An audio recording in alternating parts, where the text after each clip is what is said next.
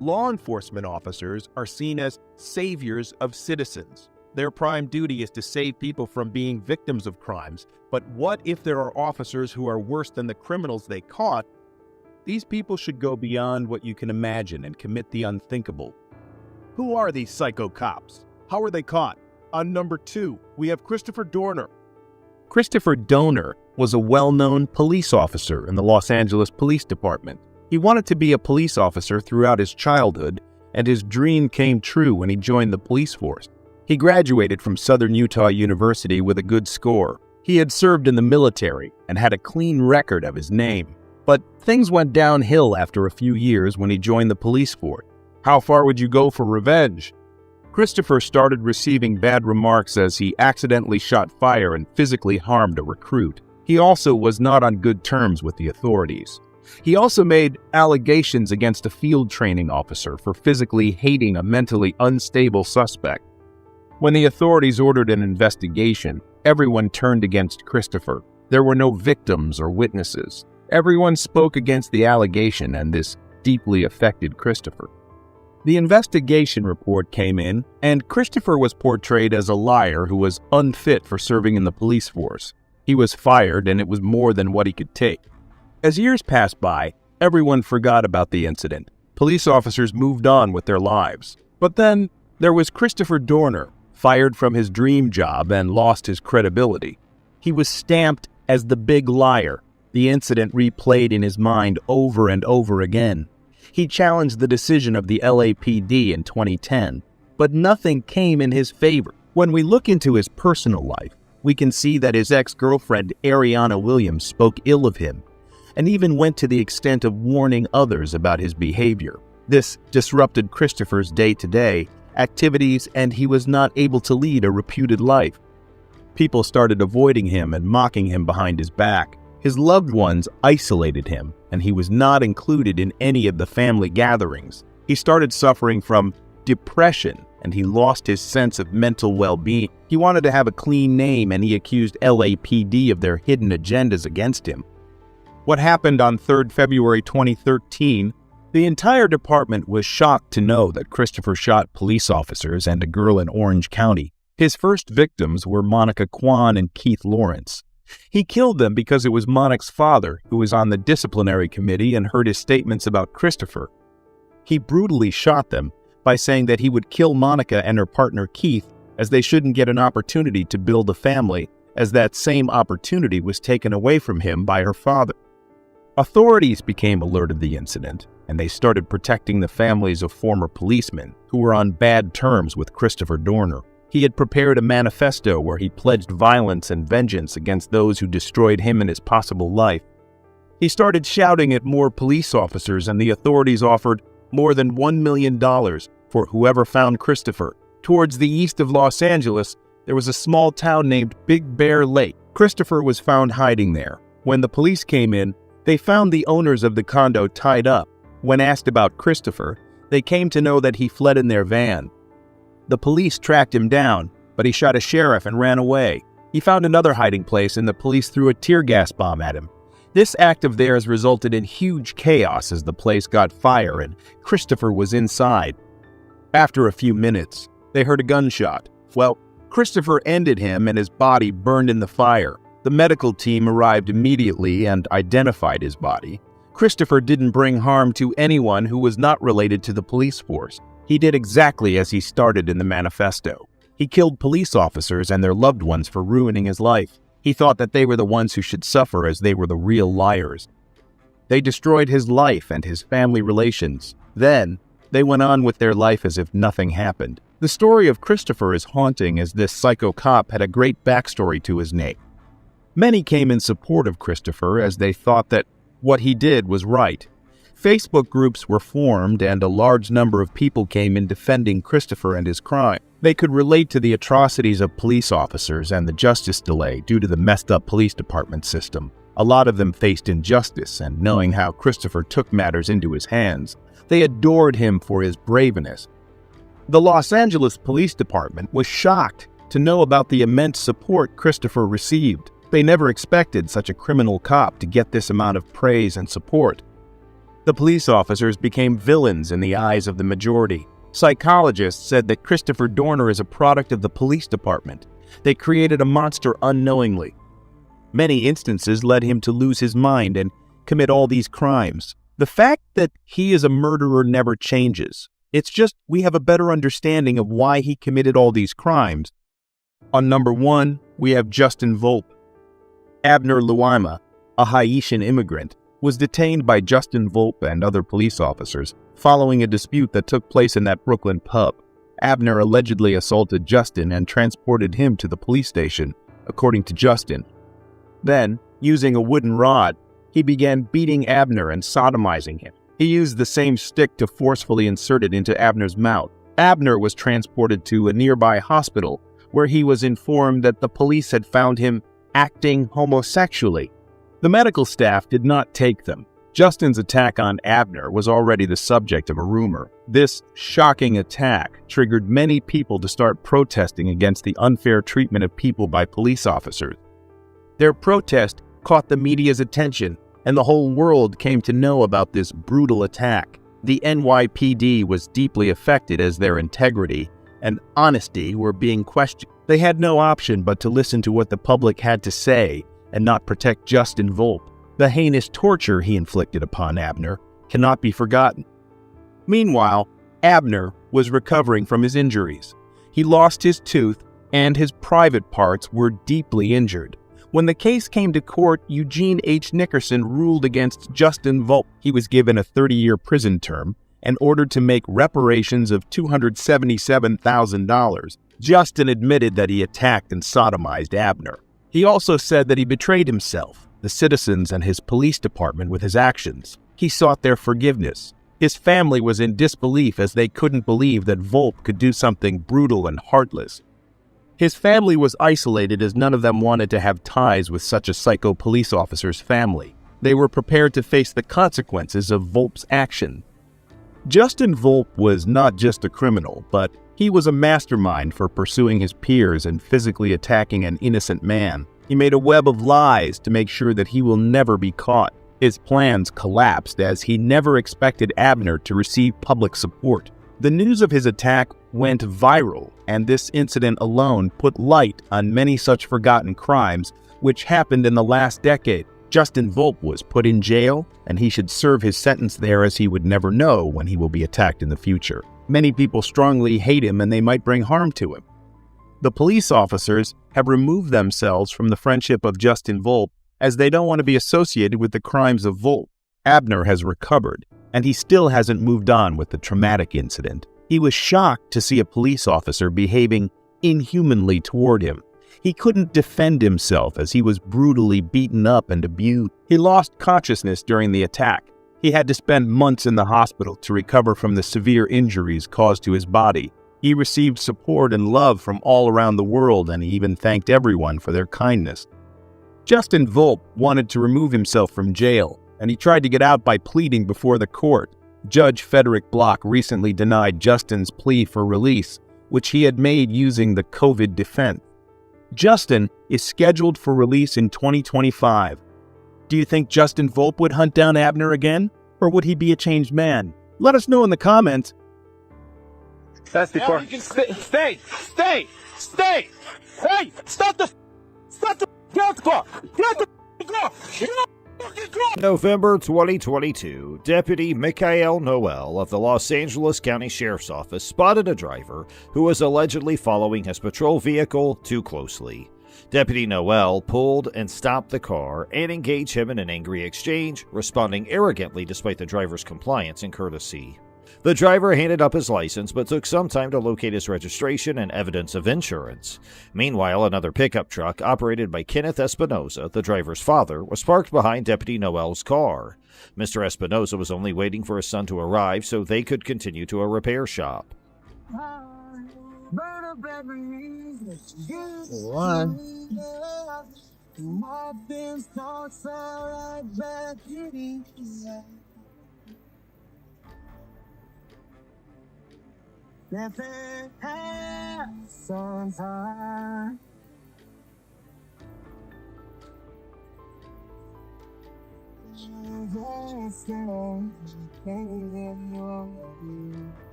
Okay, when you find that, stay in the vehicle, your registration and insurance. I'll be back. After checking the driver's information, Deputy Noel informed him that he was being ticketed for following too closely under Colorado law, which is a Class A traffic offense. Yeah, I'm recording.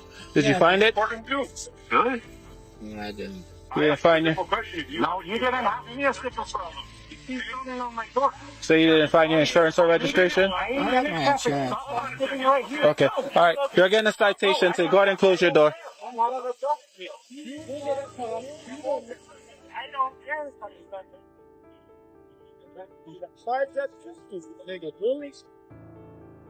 No.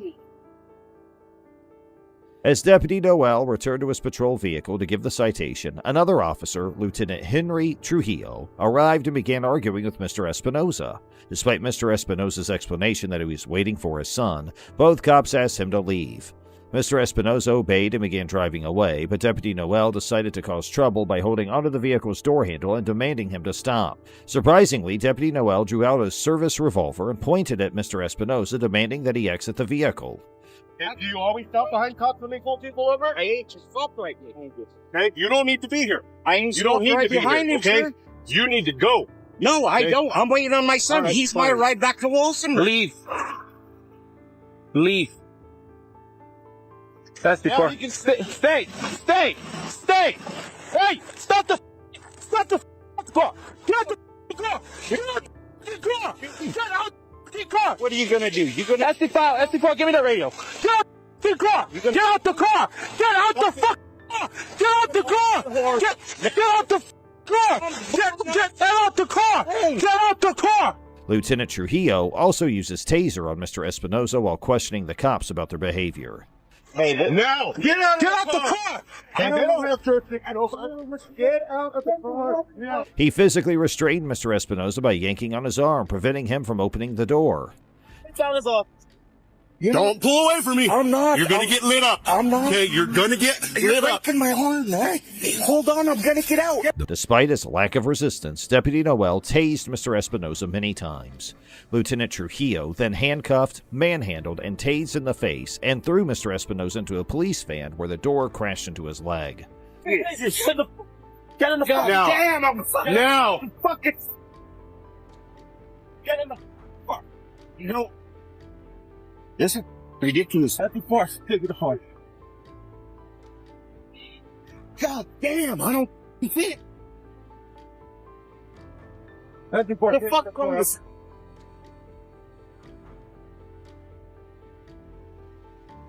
After this, Deputy Noel was searching inside Mr. Espinoza's pickup truck, and Lieutenant Trujillo went back to Mr. Espinoza to ask for his information. In response, Mr. Espinoza said that he refuses to answer questions.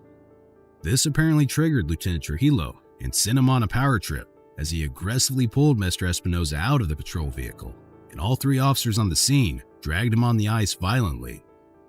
While being searched, Following that, Deputy Noel examined Mr. Espinoza's pickup truck while Lieutenant Trujillo requested Mr. Espinoza's information.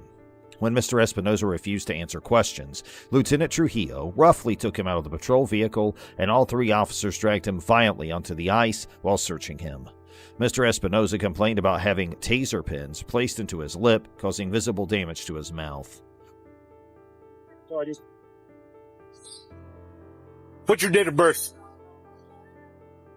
Don't answer questions. Take me to jail. You're going to I'll jail. call my attorney. Call your attorney. Okay. You're going to jail. You're going to get charged further if you don't give us the information we need. It's okay.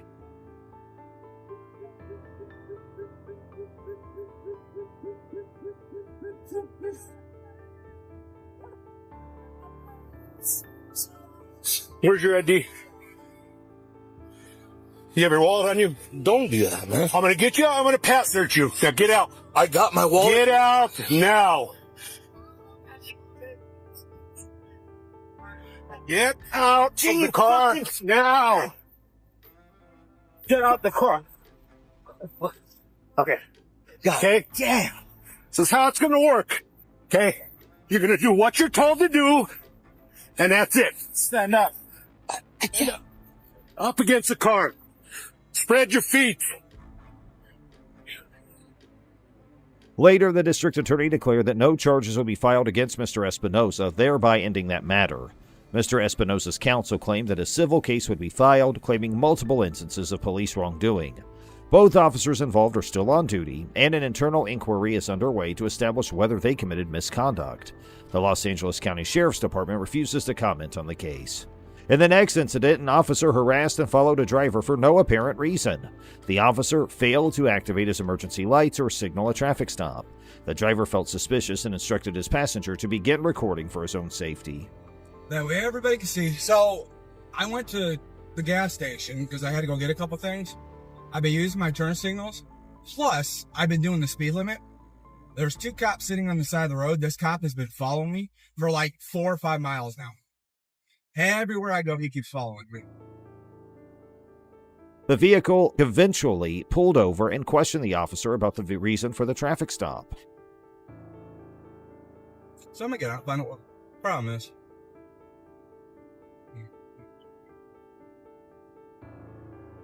So he turned his lights on as soon as we pulled up here. After a brief silence, the officer stated that he would explain after the motorist identified himself.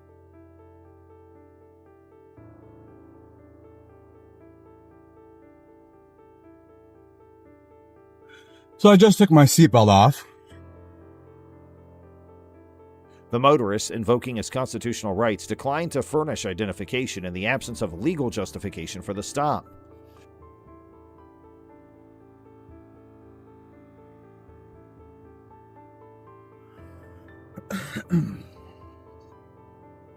Evening, sir. Deputy Rouse of the Sheriff's Office. How you doing? You got your license, registration, proof of insurance for you tonight? What's the nature of the stop? As soon as I know who you are, I'll be happy to explain that. Is this Nazi Germany? Do I gotta provide papers before you tell me why? Well, if I don't know who I'm talking to, in case you run off or flee, I'll let you know who I'm talking to. So if you don't mind providing your identification, I'd be happy to go forward. Recognizing the driver's awareness of the law, the officer made up a fake justification for the stop, stating the vehicle lacked a front bumper. The driver, however, swiftly refuted this assertion, and the officer eventually recognized that the driver had done nothing illegal. Nazi Germany exists anymore. Exactly my point. You do realize in order to get ID from somebody, you have to have a reason and articulate that reason for the stop, right? I'm well aware of how it works. Well, you do realize I'm a constitutionalist, so I know that. So, unless you can articulate, this is my property, yes. Well, I don't live here, but this is my property. This is where you're staying. Okay. This is not where I'm staying, but I own this property. Oh, fair enough. While chuckling at the police's foolishness, the driver demanded that the officer call his boss. The officer acknowledged the absence of grounds for the stop at the end of the encounter. I knew exactly what you were going to do. There's nothing wrong with my car. Every light on my car works. Yes, sir.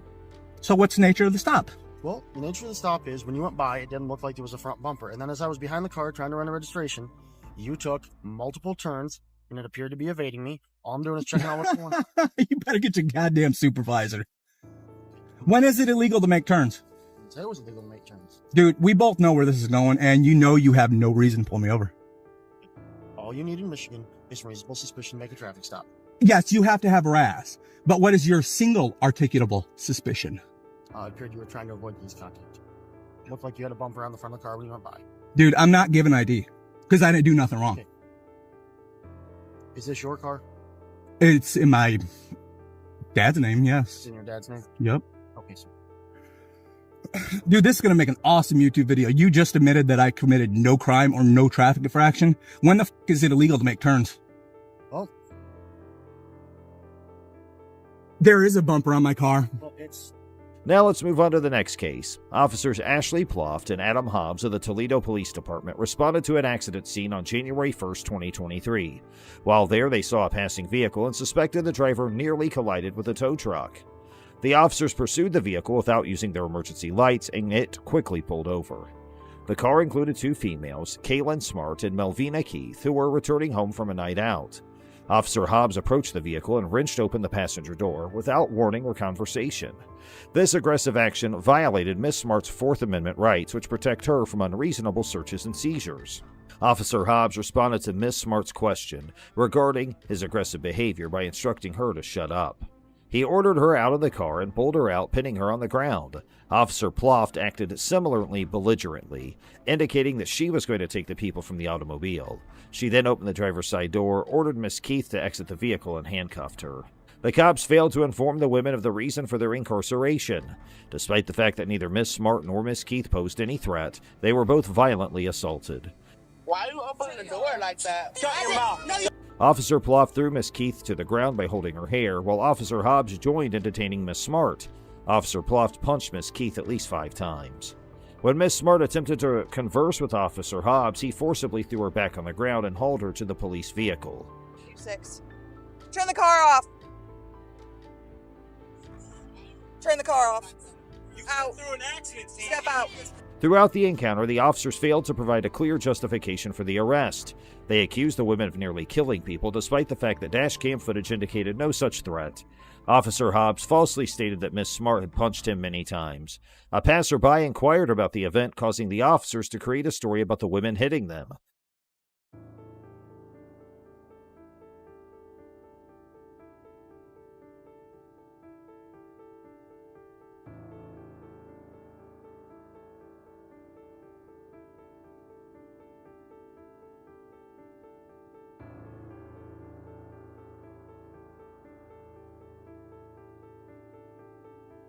On the floor.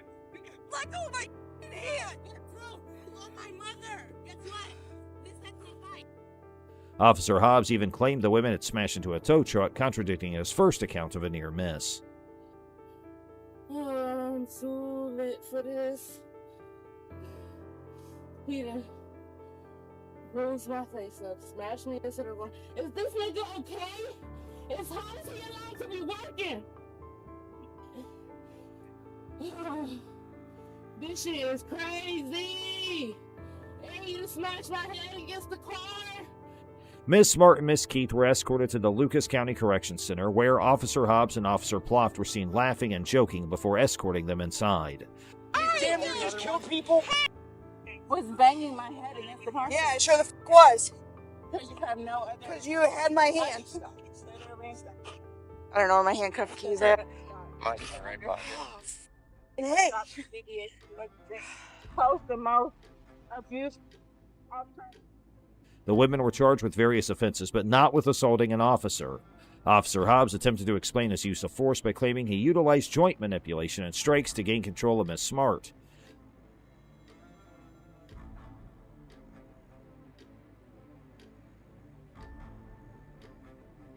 Punch me in the face like 3 or 4 times. Notably, Officer Ploft had been involved in a similar event a few months previously when she assaulted Olympic boxer O'Shea Jones without experiencing serious consequences. They drove through a crash and he crashed into a tow truck.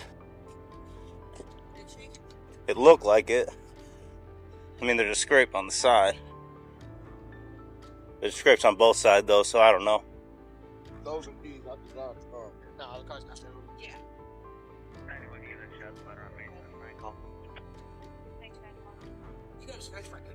Yeah, she scratched. Yeah. She popped me pretty good. Got me right square in the nose. Made my eyes water a little bit. She paid for it, though. I was going to say, my finger might be broken. Yeah, the bite probably hurt the most. We'll see. Playback. Officer Ploft and Officer Hobbs were both placed under investigation by the Toledo Police Department 3 months after the event on April 29, 2023. The government has 100 days to conduct the inquiry and take appropriate measures.